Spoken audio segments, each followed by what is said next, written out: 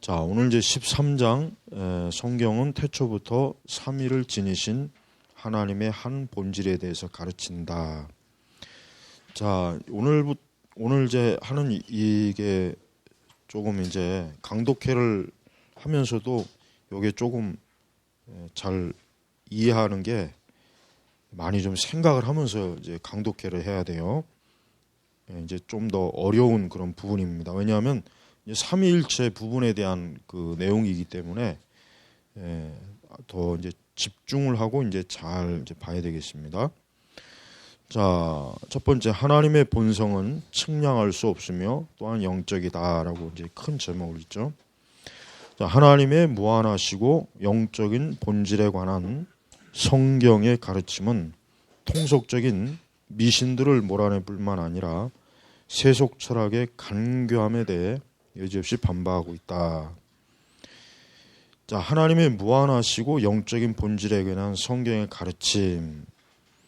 자, 우선 우리가 이제 여기서 첫 번째 큰 제목 보면은 하나님의 본성은 측량할 수 없으며 또한 영적이다라고 있죠. 우선 우리가 하나님을 다 이해할 수 있다라고 하는 생각은 참으로 해서는 안 될 생각입니다. 우리가 성경을 설령 다 이해한다고 해도 하나님은 다 알 수 없어요. 왜냐하면 우리는 성경 자체가 하나님께서 우리에게 필요한 부분만을 계시한 것이지 하나님의 모든 걸 계시한 건 아니에요. 그래서 우리는 분명히 이 다음에 하나님 나라에 가면 우리가 이 땅에서 알지 못했던 하나님의 그 영광스러움을 더 엄청나게 알 게 너무 많을 거예요. 아마 진짜 영원히 시간이 지나도 하나님의 그 영광스러움을 다 알기는 어려울 거란 말이에요. 그래서 우리는 신앙생활할 때 우리가 아무리 공부를 많이 하고 아무리 성경을 많이 읽고 아무리 기도를 많이 해도 나는 하나님을 다 알 수 있다라는 생각은 추호도 정말 그런 생각을 하면 안 되죠. 그리고 또한 하나님은 하나님의 영이시기 때문에 육의 한계를 지니고 있는 우리가 어떻게 영이신 하나님을 다 알 수 있겠어요? 그건 너무나 말도 안 되는 거란 말이에요. 굉장히 조심해야 되죠. 그래서 우리는 항상 겸손한 마음으로 하나님에 대해서 하나님이 우리에게 알려주시기를 항상 우리가 요청을 해야지. 이제 뭐 나는 하나님에 대해서 알 필요 없어. 뭐 더 이상 내가 이만큼 하나님을 알았는데라는 생각을 하게 된다면 그건 마귀의 시험이에요. 절대로 정말 그런 생각을 하긴 안 되죠. 또 반대로 우리는 하나님에 대해서 풍성히 알려고 해야 돼요. 자, 이제 이게 문제예요. 오늘날 교회는 하나님에 대해서 알려고 하지 않아요. 하나님에 대해서 관심이 없는 거예요. 나는 이게 사실은 더 치명적이라고 생각해요. 차라리 그냥 하나님에 대해서 사람들이 너무나 관심을 맞아갖고 차라리 교만한 게 어떻게 보면 더 나을 수도 있을 것 같아요. 왜냐? 하나님에 대해서 관심이 없잖아요. 사실 신자들이 성도들이 하나님에 대해서 정말 매일매일 묵상을 하는가? 하나님에 대해서 말씀을 통해서 묵상하고 그분을 이해하려고 하는가라고 우리가 볼 때 그렇지 않아요.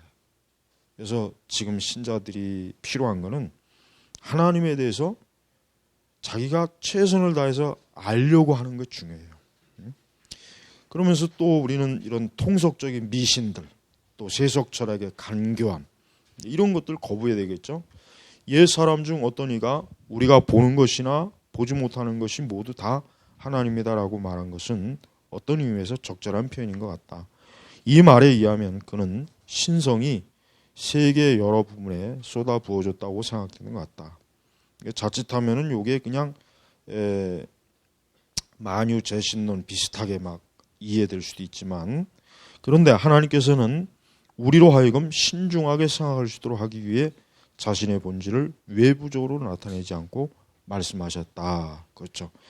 하나님에 대해서 신중하게 생각할 수 있도록 우리에게 말씀을 계시하셨다. 그걸 얘기합니다. 그렇지만 그는 앞서 내가 병행하여 사용한 두 가지 칭호, 즉 측량할 수 없는 본질과 영적인 본질로서 어리석은 상상들을 물리칠 뿐만 아니라 인간의 정신적인 교만을 억제하시는 것이다.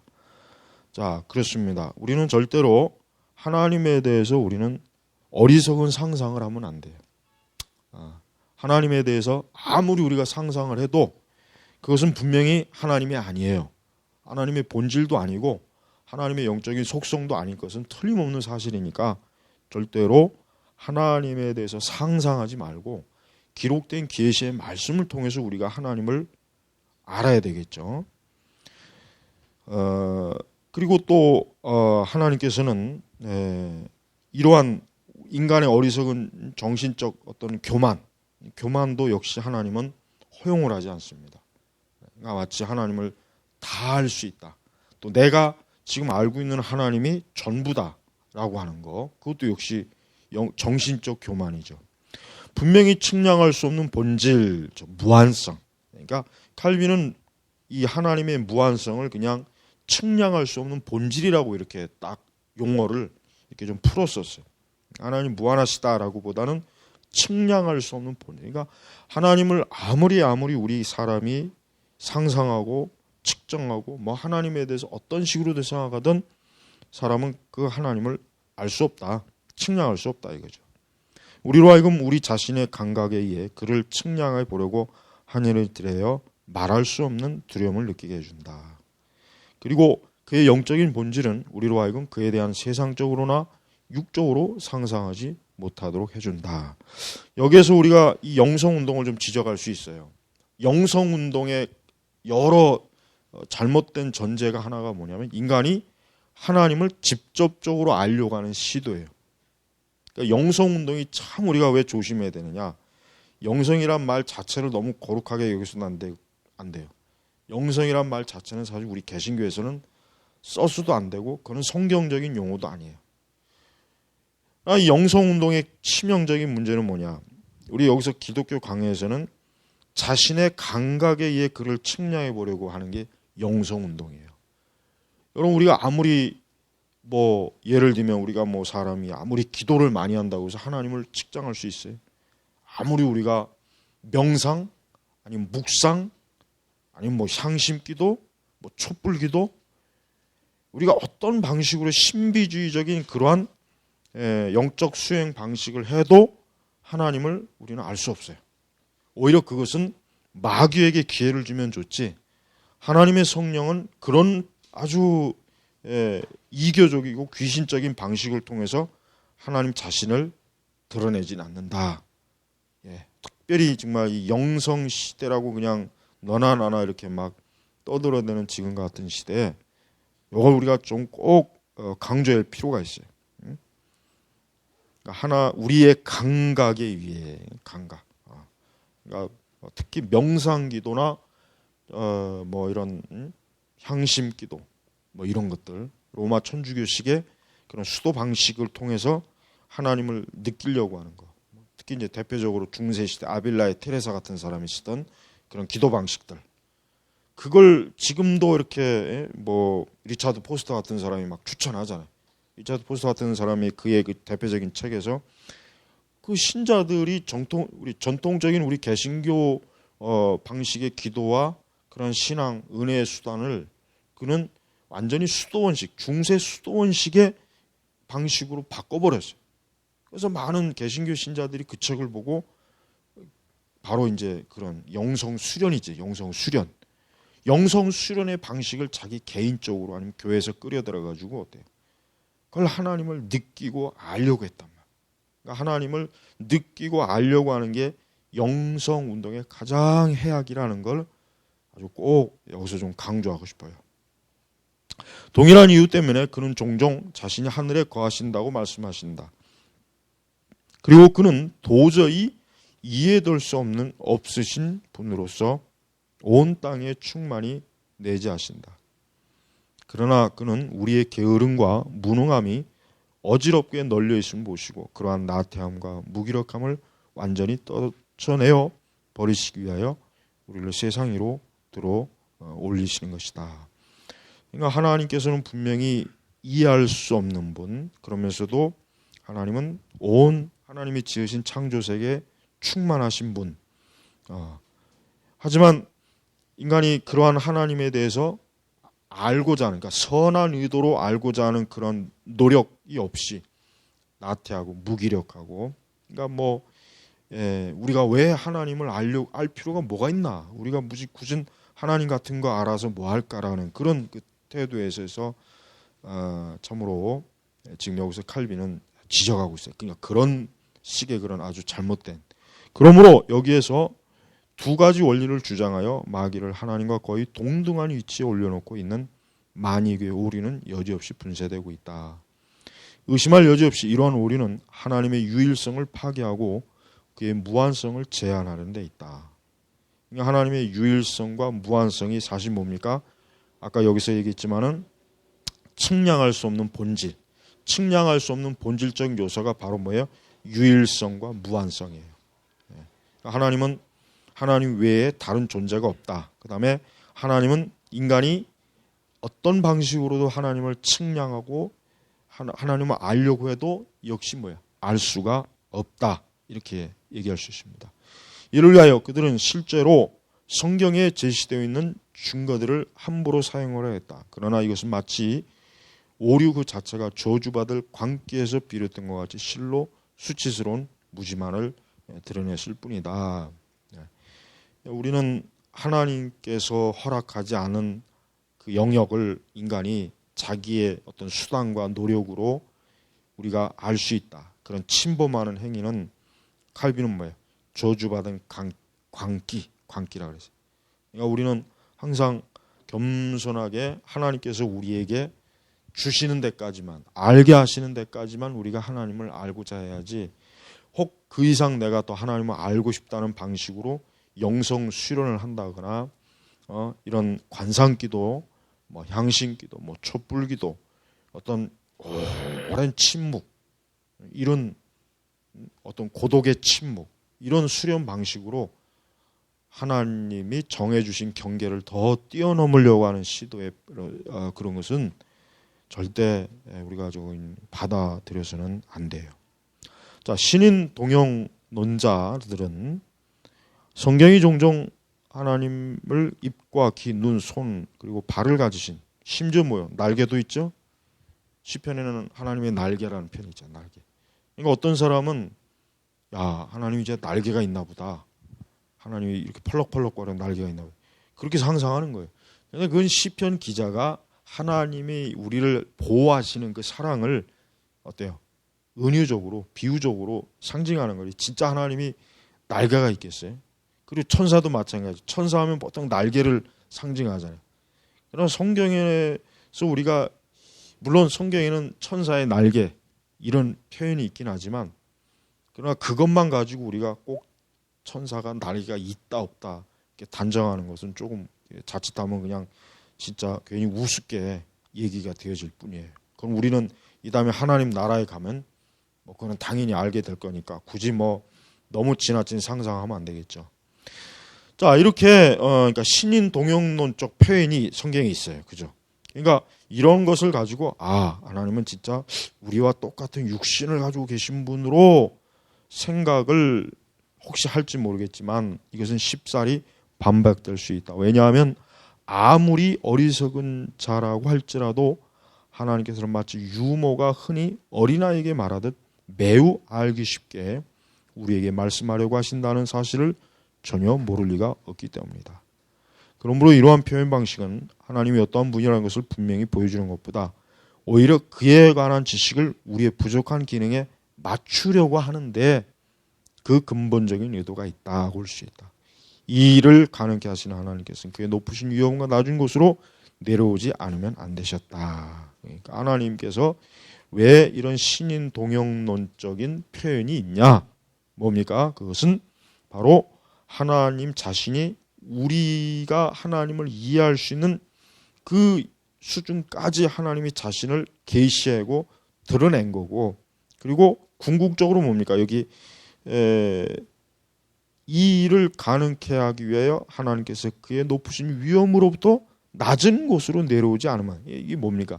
예수님의 성육신. 그러니까 우리는 이 하나님 자신이 친히 이 땅에 인간의 몸을 입으시고 사람들에게 자신을 보이셨다는 것 자체가 엄청난 영광스러움. 정말 우리가 꼭 알아야 될 영광스러움입니다.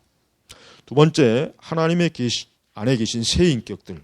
여기서는 좀 주의를 우리가 좀 집중해서 하여튼 천천히 한번 읽어봐야 돼요.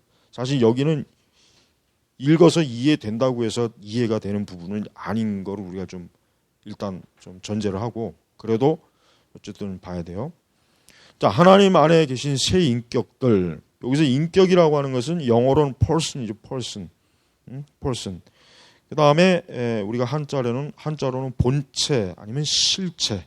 이게 이제 우리가 person이나 이런 실체, 본체는 우리가 이제 그 교회 역사에 보면은 그 공회 때, 특히 삼위일체를 확정하는 공회 때 이 용어가 아주 굉장히 그 토론과 논쟁의 대상이 되었던 용어예요. 그러면서 이제 칼빈도 사실 하나님에 대해서, 하나님의 각 위격에 대해서 어떤 person이니 뭐 본체니 실체니 이런 용어가 사실 칼빈도 생각하기에 이게 하나님의 온전하신 인격을 드러낸다고 생각하지는 않나요. 그러나 그 이상 최선의 어때요? 방법이 없는 거예요. 그래서 지금 칼빈이 그거를 지금 변증하는 거예요. 그러니까 이렇게밖에 할 수 없는 이유가 있다는 것을 지금 변증을 하는 거예요. 그러나 하나님께서는 특별한 표지를 사용하여 자신의 본질을 나타내심으로써 보다 정확하게 자신과 우상들을 구별하신다. 왜냐하면 그는 자신이 오직 유일하신 한 분이라는 말씀하심과 동시에 새 인격으로 간주되기를 원하시기 때문이다. 성경 구약과 신약을 읽어보면은 하나님이 분명히 한 분이시지만 새 인격으로 존재하신다는 것은 명확한 거예요. 명확한 거예요. 만약 우리가 이 새 인격을 잘 파악하지 못하게 된다면 참되신 하나님과 아무런 연관이 없이 다만 하나님에 관한 공허한 개념만이 머릿속을 맴돌게 될 것이다. 그렇죠? 그러니까 삼위일체, 성부, 성자, 성령 이 세 인격을 우리가 잘 파악하지 못하게 하면 자칫 정말 공허한, 그러니까 아무 의미 없는 그런 마치 하나님을 우상과 같이 이해할 수도 있다는 거예요. 공허한 개념이라는 거. 이 공허한 개념은 그러니까 이해할 수 없는 개념이란 뜻이죠. 공허하다는 실체가 없는 게 공허함이란. 우리가 하나님에 대해서 하나님이라는 존재가 어떤 분인가라는 것을 생각할 때 이 그러니까 하나님께서 인격, 성자와 성부, 성자, 성령 이 세 인격으로 존재하시는 한 분이라는 사실을 우리가 이거를 이해 못하면 이것을 우리가 인정하지 않고 받아들이지 않는다면 누가 하나님에 대해서 생각하고 상상하고 말하는 것 자체가 뭐예요? 그건 의미가 없어요. 의미가. 그래서 우리는 삼일체 이 개념이 엄청나게 하여튼 중요하다는 거. 삼위일체를 인정하지 않으면 확실히 이단이에요. 분명히 정말 그건 이단입니다. 삼위일체를 만약에 조금이라도 잘못 이해한다면 그건 하나님에 대해서 엄청난 오류를 지금 자기가 상상하고 꾸며낸 대로 지금 하나님 믿는 거예요. 그러나 그 누구도 하나님은 삼중적 일이시라고 상상하거나 하나님의 단일하신 본질이 세 인격으로 분할되었다고 생각하지 않도록 하기 위해 우리는 여기에서 모든 오류들로부터 우리를 지켜주게 될 간결하고도 알기 쉬운 정의를 찾아내지 않으면 안 된다. 자, 삼중적. 그러니까 삼중적이라고 하는 것은 별도의 인격성이 없이 그냥 하나님이 왜 세 조각으로 나눈 거. 왜 이제 삼중적이고. 그다음에 역시 그것 뒤에 하나님은 단일하신 본질이 세 인격. 그러니까 이 단일하다는 거. 물론 여기서 말하는 이 단일은 유일을 얘기하는 게 아니에요. 이것도 역시 마찬가지로 유일신 하나님을 그냥 세 조각으로 딱 나눠서 세 인격. 가장 쉬운 표현으로 다중인격. 오늘날 그 그러니까 정신 그 과학 용어로 다중인격. 하나님을 그렇게 생각하지 말아라. 지금 칼빈이 그걸 좀 주의를 주는 거예요. 우리는 여기에서 모든 오류로부터 우리를 지켜주게 될 간결하면서도 알기 쉬운 정의를 찾아내지는 안 된다. 그러나 어떤 사람은 인격이라는 개념에 대해 이것이 마치 인간이 머리에서 생각해낸 것처럼 맹렬한 비난을 가하고 있기 때문에 우리는 먼저 그들의 이러한 비난이 과연 정당한지를 밝혀야 할 필요가 있다. 그러니까 아까도 얘기했죠. 인격. 우리가 그 삼위일체 그 공예, 그러니까 삼위일체를 형성하는 그 공예 때 이 인격이라는 용어 자체가 굉장히 논쟁이 심했어요. 과연 이 위격이를 진짜 그러니까 위격이라고 하는 것을 인격, 그러니까 person으로 여기서 뭐 라틴어로 person하죠. 이거를 칭할 수 있느냐 없느냐 가지고 그 당시 교부들이, 교회 신학자들이, 교회 박사들이 열띤 논쟁을 했잖아요. 열띤 논쟁을 했다고 정말 치열하게. 그러나 결론은 표현할 수 있다, 할 수 있다. 이 용어를 쓸 수 있다라고 결정했어요. 그래서 우리가 성부, 성자, 성령, 삼위 각 위격이라는 용어를 쓸 수 있는 이유가 그때 이 용어를 확정을 했기 때문에 그런 거예요. 확정이. 그리고 사실은 이러한 용어를 지금 맹렬하게 비난을 가하는 일이 칼빈 시대 때도 있었다 이거죠. 그렇지만 칼빈은 이것보다 그럼 더 잘 하나님의 어떤 위격을 표현할 수 있는 다른 용어 있냐? 칼빈은 없다는 거예요. 우리가 더 이상 찾을 수가 없다. 지금 계속 가면 결국 이제 칼빈이 그 얘기를 하는 거예요. 그러니까 인격, person 이거로 우리가 표현하는 것은 지금 최선의 어때요? 최선의 방법이다. 이렇게 지금 칼빈은 사실 얘기하고 있어요. 전체 내용이죠. 그래서 자 사도는 하나님의 아들을 그 본체, 자 이제 이 히포스타시스 아주 유명한 그 성경 헬라어죠. 히포스타시스 본체. 이 본체 갖고 하여튼 엄청나게 싸운 거예요. 이 본체를 어떻게 표현하느냐. 형상이시라고 부름으로써 의심할 여지 없이 아버지에게는 아들과는 다른 어떤 실제가 있음을 나타낸다. 그렇죠? 그러니까 성부의 인격과 성자의 인격이 어때요? 구분이 된다는 얘기예요. 성부의 인격을 반으로 마치 장작으로 쪼개듯이 해가지고 거기서 성자의 인격이 나오는 게 아니라 성부의 인격, 그러니까 위격이 독립적이고 성자의 위격도 독립적이에요. 그래서 우리가 아까 위에 지금 먼저 했잖아. 삼중적이니 무슨 뭐 하나님의 단일하신 본질의 세 인격이. 이거는 하나님 한 분이라는 위격을 어때요? 도끼로 찍어가지고 세 개로 나누는 얘기인데 칼빈은 그런 생각은 엄청나게 불경한 생각이다 이거예요. 그러니까 아들의 위격과 아버지의 위격은 구분된다. 이제 거기다 성령의 위격도 구분이 되는 거예요. 그래서 인격, person을 쓸 수밖에 없다. 지금 이거를 얘기하는 거예요. 자, 그래서 그런데 어떤 주석가들은 마치 그리스도가 도장이 찍힌 밀초와 같이 그 자신 안에 아버지의 실체를 지니고 있는 것처럼 해석하고 있다. 이게 이런 그 지금 그러니까 도장에 찍힌 밀초. 옛날 그 도장은 어때요? 밀랍을 녹여가지고 거기에다가 도장의 그 형체를 찍어서 그 밀랍 틀에 그 도장의 형식이 딱 나오잖아요. 봉인시킬 때 그랬잖아요. 그러니까 지금 그러니까 하나님의 아들을 그런 식으로 본다면 예수 그리스도는 독립적인 위격을 가진 분이 아니라 그냥 뭐요? 그냥 하나님을 모방한 거예요, 모방. 그러니까 칼빈은 그게 아니다라고 지금 여기서 그게 아니다. 근데 이게 굉장히 그럴듯해요. 잘 언뜻 그냥 모르고 지나면은 진짜 그럴 수 있겠다. 그게 맞을 것 같다라고 하는데 칼빈이 굉장히 예리하게 구분하죠. 이와 같이 실제를 본질과 동일시하는 것은 실로 조잡하면서도 어리석은 생각이 아닐 수 없다. 그러니까 성부의 본질이 따로 있고 성자의 본질이 따로 있어요. 그 다음에 성령의 본질이 따로 있는 거예요. 따로. 절대 그게 하나가 아니에요. 하나님 한 분에게서 그 세 본질이 쪼개지는 것이 아니라 원래부터가 어때요? 그 세 본질이 독립된 위격을 가지고 존재하셨다 이거예요. 존재하셨다.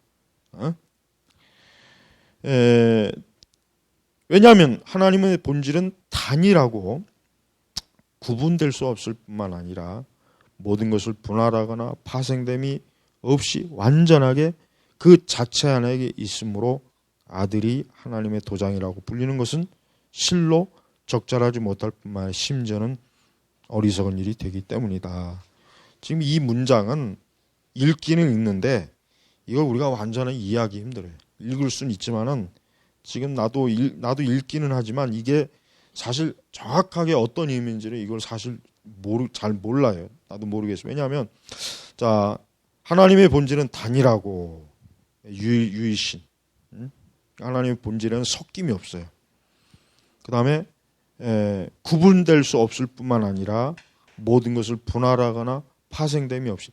그러니까 단일하고 구분될 수 없는데 거기다 또 뭔가 모든 걸 분할하거나 파생됨이 없이, 그러니까 찢어지고 나뉘는 것 없이 그 자체 안에 포함하고 있으므로 아들이 하나님의 도장이라고 불리는 것이 실로 적절하지 못한 뿐만 아니라 심지어는 어리석은 일이 된다. 그러니까 분명히 아들, 그 성자 예수님은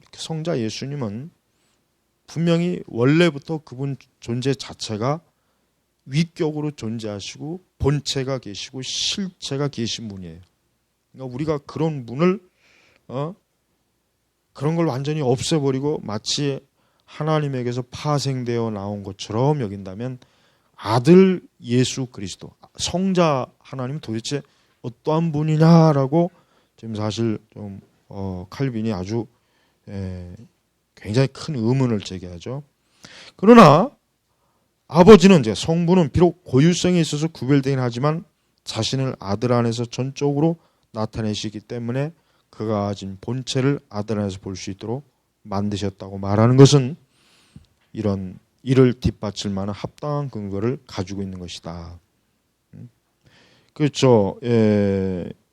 그러나 이제 여기서부터 또 이제 우리가 잘 아주 주의를 기울여야 돼.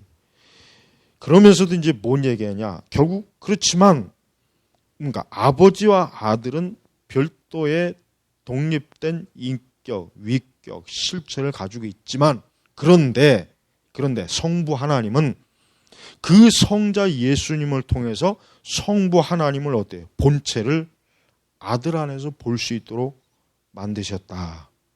지금 그래서 히브리서 1장 3절 아들은 하나님의 영광의 강체라는 말과 잘 어울린다. 이게 여기서부터 계속 지금 이 말이 우리 이성으로 좀 이해하기가 힘들어요. 그러니까 분명히 아들과 아버지는 하나의 본질은 아닌데 그렇다고 해서 또 아버지를 통해서 그러니까 아들을 통해서 아버지의 그 본체, 인격을 아들 안에서 볼 수 있다라고 예수님 자신도 하나님을 보여달라고 하니까 나를 본 것이 아버지를 본 것 같다고 했잖아요. 그러니까 그 말 자체가 사실은 이걸 뒷받침하는 건데 그렇지만 바로 이게 우리가 삼위일체의 세 위격의 그 존재에 대해서 우리가 정말 한계가 있는 게 바로 이런 것 때문에 어떻게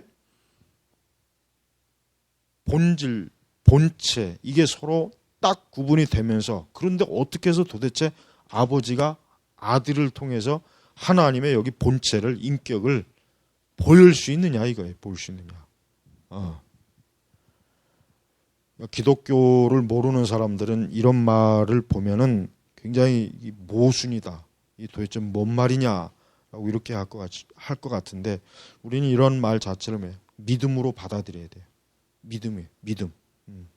자, 분명히 우리는 히브리서를 쓴 사도의 말에서부터 아들 안에서 빛나고 있는 바로 그 본체가 아버지 안에 있다는 결론을 맺을 수 있다.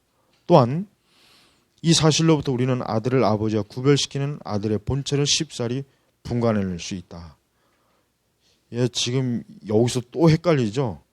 본체가 아버지 안에 있고 또 아들을 아버지와 구분시키기 위해 아들의 본체를 쉽사리 구별해낼 수 있다. 그러니까 이 성부와 성자의 이 관계가 참 이게 인간이 진짜 이해하기가 참 어려운 거예요. 분명히 말 그대로 예수님은 하나님의 아들이에요. 그런데 문제는 그 하나님의 아들의 영광 속에 아버지의 영광, 본체가 위격이 어때요? 보여지는 거죠. 그러면서 아들 예수 그리스도의 위격, 인격, 그러니까 히포스타시스가 또 역시 보여진다 이거예요. 자, 이러한 논리는 성령에 대해서는 적용할 수 있는데 이는 우리가 앞으로 그가 하나님 되심을 증명하게 되겠지만 어쨌든 그는 성부와는 전혀 다른 분이라는 사실을 유의해야 될 것이다. 그렇죠? 실제로 이러한 구별은 본체와 연관되어 있지 않으며 어떠한 이유에서든지 본체를 다양한 것으로 만드는 것도 합당치 않다. 그렇죠? 예.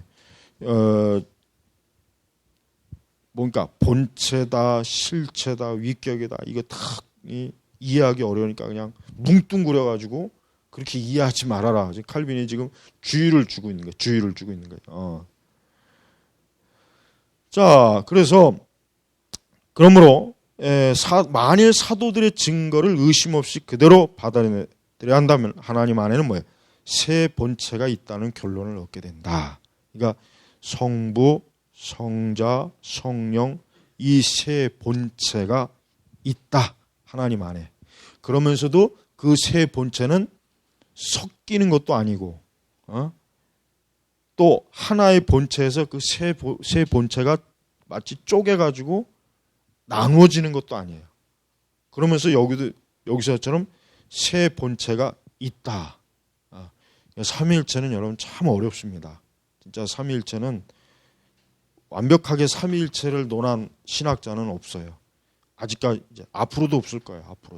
앞으로도 없을 겁니다.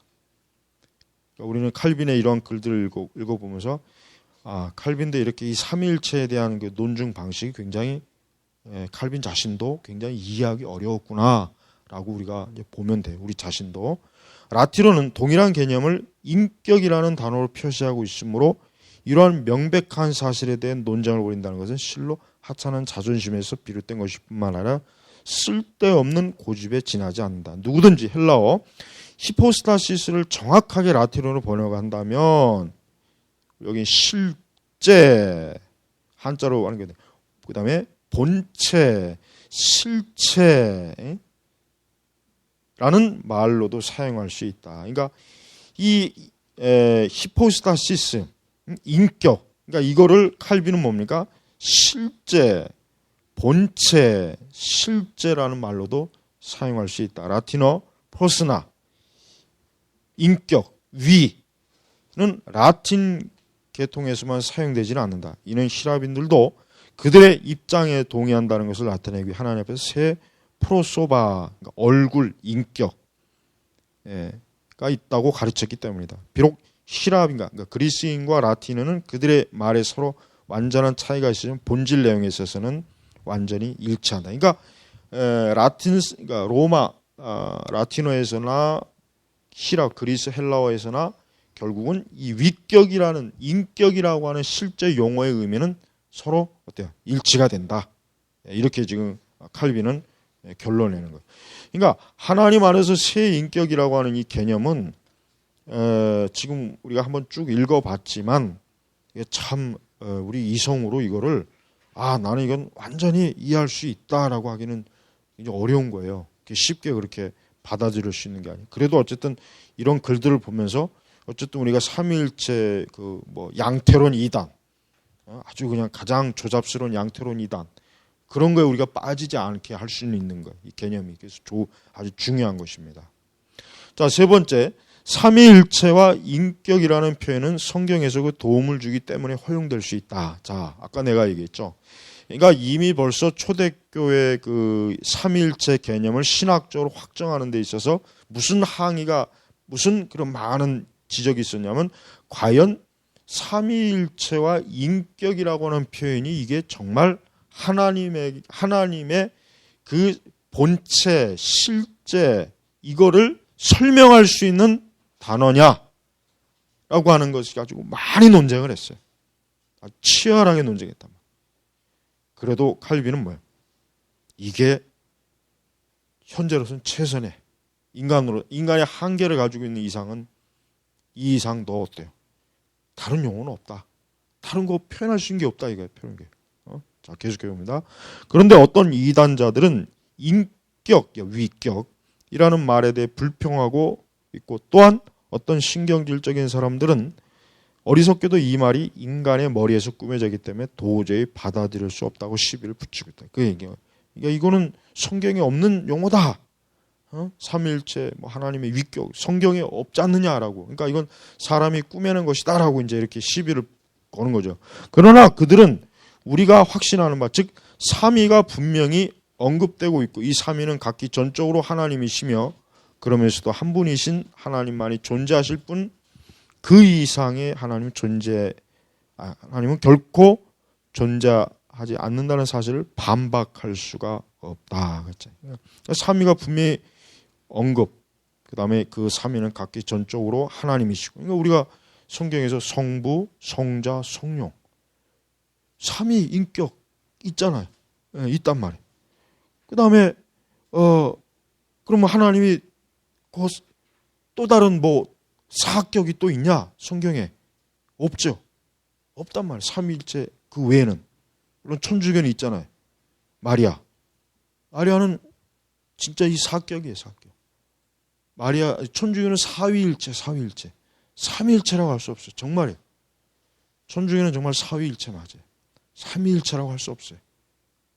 그들은 아니라고 극구 부인하겠지만 그들의 그 하는 형태를 보면 그들은 삼위일체를 안 믿어요. 사위일체를 믿는 거나 똑같은 거예요. 자, 그래서 그러면서도 한 분이신 하나님만이 존재하실, 그 이상의 하나님 결국 존재하는 사실을 반박할 수 없다. 그렇죠? 반박할 수. 그러므로 성경에서 분명히 증거하고 확인된 바를 단지 해석하려고 하는 말들에 대해 부인하려고 하는 것은 실로 사악한 일이 아닐 수 없다. 그러니까 왜냐? 오히려 더 혼란스러워. 그럼 우리가 삼위일체나 위격, 펄스나 뭐 실제, 본체, 실제, 그럼 이런 용어를 안 쓴다고 쳐요. 그러면 어떤 용어로 그러면 써야 돼? 어떤 용어로 쓰긴 써야 되잖아. 그렇다고 전혀 그런 하나님의 위격에 대해서 그러니까 아무 용어로 쓰지 않으면 어떻게 돼? 그것도 큰일 나잖아요. 그것도. 그러니까 칼빈이 얘기하는 거 공연히 말 용어로 갖고 시비 걸지 말아라. 그럼 뭐 다른 거 어떤 거 뭐 있냐? 지금 칼빈의 의도는 지금 그렇게 반박하는 거예요. 반박하는 거. 그들은 말하기를 장차 불화와 논쟁을 일으키는 시밭이 될 낯선 용어들을 소개하는 것보다는 우리의 사상과 말을 성경의 범위 안에 묶어두는 것이 더 나을 것이다라고 한다. 왜냐하면 우리는 말에 대한 논쟁 때문에 매우 지쳐있을 뿐만 아니라 이러한 말다툼에 의해 진실을 상실해 버렸으며 또한 지긋지긋한 입술인의 소용돌이 속에서 사랑을 잃어버리고 말았기 때문이다. 그러니까 이런 그 논쟁적인 그런 신학적 그 논쟁 자체가 이렇게 뭐 사랑을 잃어버린다, 뭐 서로 이것 때문에 뭐 논쟁에 지친다 해도 그래도 이것은 중요한 문제이기 때문에 이건 해야 되는 거예요. 이걸 안 하면 안 되죠. 그래서 삼위일체를 교리를 확정하는 그때의 그 공예에는 이런 엄청난 막 논쟁이 있었지만 이걸 확정을 한 거예요. 아주 굉장히 귀한 일이죠. 만일 그들이 한 음절이라도 성경에서 입증되지 않는 것은 모든 낯선 용어라고 규정지어 버린다면 그들은 실제로 우리에게 성경 본문과 함께 연관되지 않은 해석은 모두 정죄한다. 그렇죠? 굉장히 중요한 말을 했어요. 칼빈이. 굉장히 이게 지금 중요한 말. 왜냐하면 오늘날에 어떤 사람들이 이런 말을 하는 사람이 있어요. 우리는 성경만 본다. 우리는 신학이 필요 없다. 신학은 불필요하다. 신학은 논쟁할 뿐이다. 교리는 논쟁일 뿐이다. 우리는 성경의 용어만 쓴다. 그러나 그게 사실은 뭐예요? 성경의 의미를 굉장히 축소시키는 거예요. 풍성한 하나님의 진리를 풍성하게 끌어낼 수가 있는데 그걸 못하게 막는 거예요. 그러니까 그런 그 가르침하는 사람들 정말 조심해야 돼. 조심해야 돼. 그러나 만일 그들이 낯선 용어가 호기심에서 비롯되었고 미신적으로 변화되어 있으며 덕을 세우기 위한 오히려 논쟁을 불러일으키게 되고 부당하게 그리고 쓸모없이 사용되어 있고 그 혹독감 때문에 경건한 자들의 길을 거슬리게 만들고 있으며 또한 하나님의 말씀에 지닌 단순성으로부터 이탈되고 있다고 말한다면 나는 전심으로 그들의 사려 깊은 판단에 동의할 것이다. 그러니까 정말 이러한 용어 자체가 정말 우리의 경건을 해치고 참된 신앙을 무너뜨리고 정말 하나님에 대한 순전한 우리의 헌신과 사랑을 만약에 무너뜨린다면 그들의 그런 항해에 대해서 기꺼이 받아들일 수 있다. 그러나 사실은 뭐예요? 그러나 그렇지 못하죠. 사실 그렇죠. 그러니까 이거는 사실 이런 용어를 트집 잡아서 사실은 삼위일체에 대한 개념을 확정시키지 못하게 하려고 하는 거예요. 그래서 오히려 뭐예요? 더 교리적으로 혼란스럽게 하는 거예요. 혼란스럽게. 그러니까 삼위일체에 대한 이런 mit격, 인격, 실체, 본체 이런 용어로 표현한다고 해서 그건 성경에 없는 거다.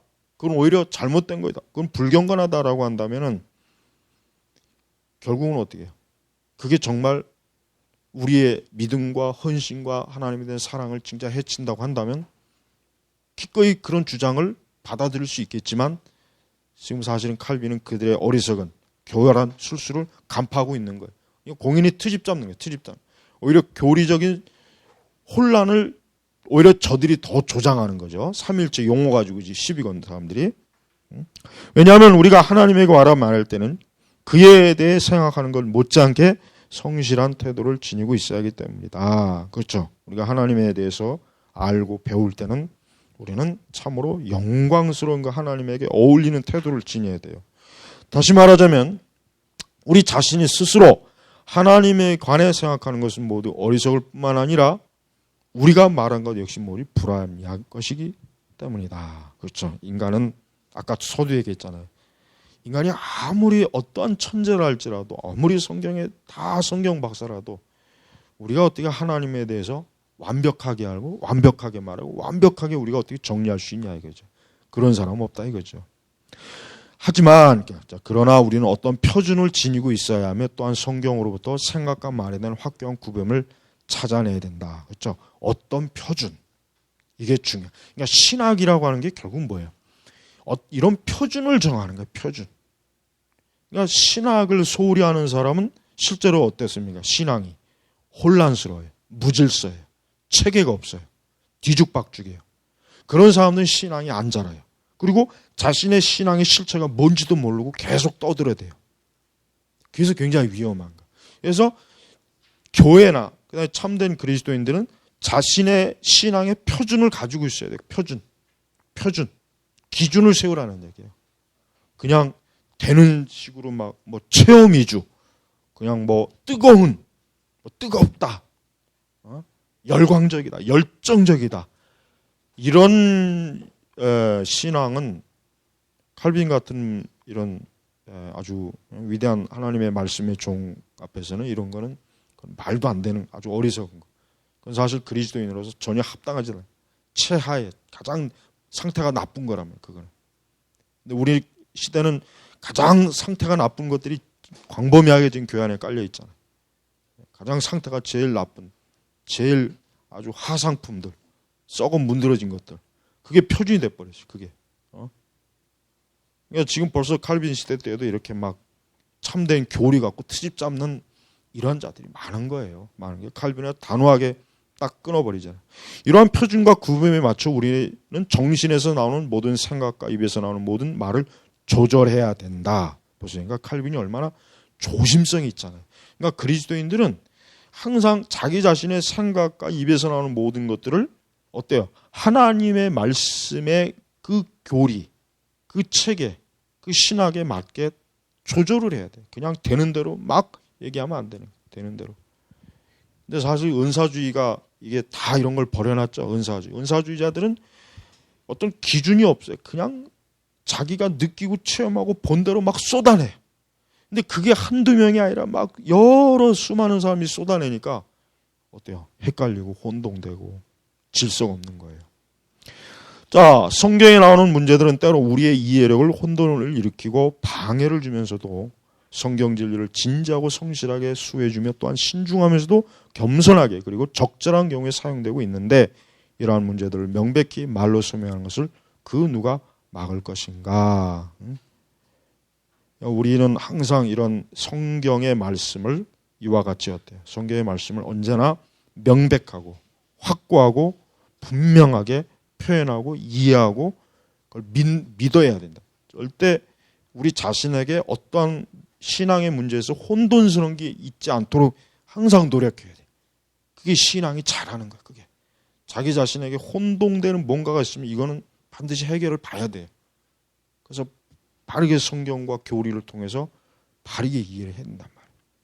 자, 이러한 종류의 진리는 얼마든지 있다. 더욱이 교회가 어쩔 수 없이 삼위일체와 인격이라는 단어를 사용해야만 했다는 사실이 입증되었다면 도대체 무슨 말을 더 할 수 있는 것인가? 그래요. 우리가 이 삼위일체와 인격 또 위격이라는 용어는 교회가 고심하고 가장 신중하고 그러면서 가장 조심스럽게 그 용어를 확정했다 이거예요.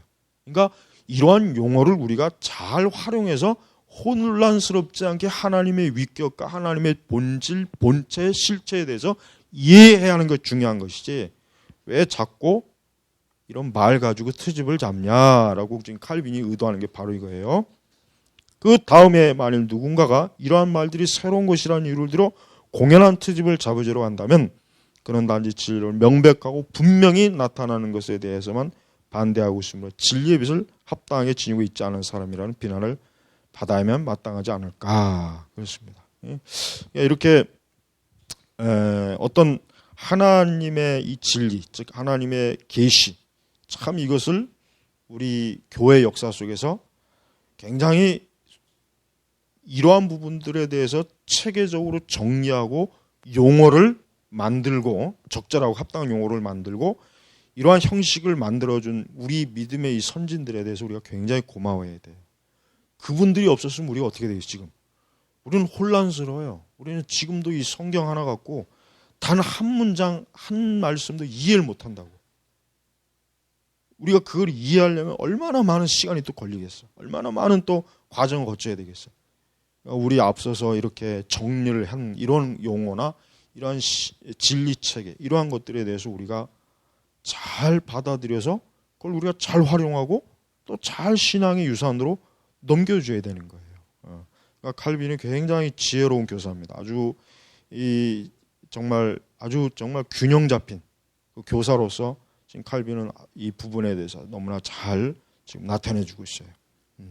자, 오늘은 이제 여기까지 하고 다음 주에는 4장 교회는 삼위일체 인격과 같은 표현이 거짓 교사들의 가면을 벗기는 데 필수적인 것이라고 생각했다. 그랬죠. 그렇죠. 얼마나 이제 중요합니까? 이런 용어가 있었기 때문에 어때요? 이단자, 사이비 이런 자들을 어때요? 가면을 벗기는 거예요. 가면을. 만약에 이런 용어가 성립이 안 됐었다면은 우리가 양태론자들을 어떻게 이단이라고 정지하고 유니테리안, 그러니까 일신론자들을 어떻게 우리가 이단이라고 어떻게 우리가 그걸 분별할 수 있겠어요? 못하죠. 당연히 못한단 말이에요. 이러한 용어가 정말 우리에겐 아주 하나님이 주신 귀한 보물이라는 걸 우리가 잘 알고 다음 주 한번 이거를 한번 해보겠습니다. 기도하겠습니다. 하나님 아버지, 오늘 기독교 강독회를 통해서 참으로 우리에게 참된 지혜와 진리의 체계를 더 확립시켜 주시니 감사합니다. 우리는 우리에게 주어진 그 위대한 신앙의 전통과 이 가르침들을 잘 정말 받아들이고 지혜롭게 우리가 소유하고 활용하고 또 이것을 우리의 다음 세대에게 잘 전해줌으로써 이 거룩한 진리의 지식이 끊임없이 이 세상에 퍼지도록 하여 주시옵소서. 오늘도 감사하며 우리 주 예수님의 이름으로 기도 올렸습니다. 아멘.